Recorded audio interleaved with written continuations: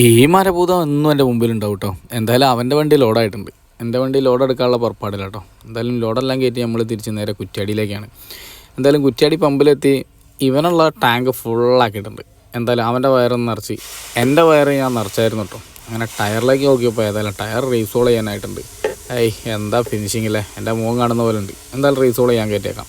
വരുന്ന വഴിക്ക് ഇവന്മാർ തമ്മിലുള്ള ഏതെങ്കിലും ഒരുവന്മാർ തമ്മിൽ എന്നും പ്രശ്നം ഉണ്ടാവും റോഡിൽ. എല്ലാവരും ശ്രദ്ധിച്ച് വണ്ടി ഓടിക്കട്ടോ. നല്ല മഴയായിരുന്നു ഉച്ച കഴിഞ്ഞിട്ടുള്ള ട്രിപ്പിലെ. റോഡ് പണി നടക്കുന്നുണ്ട്. ഇവൻ നനഞ്ഞുകൊണ്ടും അവൻ്റെ ജോലിയിൽ കൃത്യനിഷ്ഠ പാലിക്കുന്നുണ്ട്. 2 കിലോമീറ്റർ മാറിയപ്പോൾ മഴയില്ല. അപ്പോൾ പഞ്ചായത്ത് അടിസ്ഥാനത്തിലാണ് ഇവരെ ഞാൻ എവിടെയോ എൻ്റെ തോന്നലാവാം, എന്നാലും അതല്ലല്ലോ, എവിടെയോ വെച്ച് കണ്ട പരിചയമുണ്ട്. ക്രഷർ വർക്കില്ലാത്തതുകൊണ്ട് എല്ലാവരും നല്ല റെസ്റ്റിലാണ്. ഞാൻ എന്തായാലും വീട്ടിലേക്ക് പോകാനുള്ള പരിപാടി. ഇവ നല്ല മിക്കി മൗസിൻ്റെ ആളാട്ടോ. അപ്പോൾ പിന്നീട് ഞാൻ പറഞ്ഞുതരാം. എന്തായാലും വീട്ടിലേക്ക് ചോറ് നല്ല പോക്കാണ്. ചെറിയ മഴയുണ്ട്.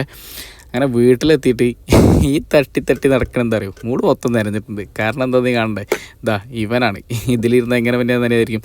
തിരിച്ച് ക്രഷറിലെത്തി കഴിഞ്ഞപ്പോൾ ഇവൻ നല്ല ഉറക്കാണ്. എന്തായാലും ഉറങ്ങിക്കിടക്കുന്നവനെ കുത്തി നീപ്പിക്കുക എന്ന് പറഞ്ഞാൽ നമ്മൾ ചിരിച്ച് പണ്ടാരടങ്ങി നിൽക്കുന്ന കേട്ടോ.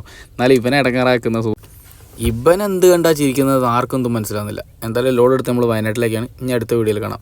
By, see U.